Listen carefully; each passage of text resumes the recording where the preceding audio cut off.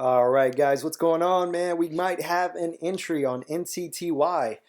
Basically, we have the pullback here. We had low volume. You always want to see larger volume on the up days, and when people start taking profit, you want to see lower volume, and that's exactly what we have here on the daily chart. Not too much volume right here on the bullish candlestick. You always hear me say, wait for a bullish entry signal. Well, here would be our signal. Right here, this green candlestick rising moving average, piercing.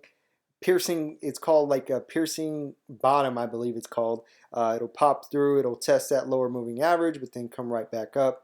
So it opened down here, bull stepped in, pressure went up, buying pressure went up, and now we have kind of a bullish close. Further confirmation would be more of a close higher. So if you get another close above this level, that's going to be your entry confirmation. We also have slowing momentum on the 30-day moving average, 30-day moving, or I'm sorry, 30-day intraday time frame.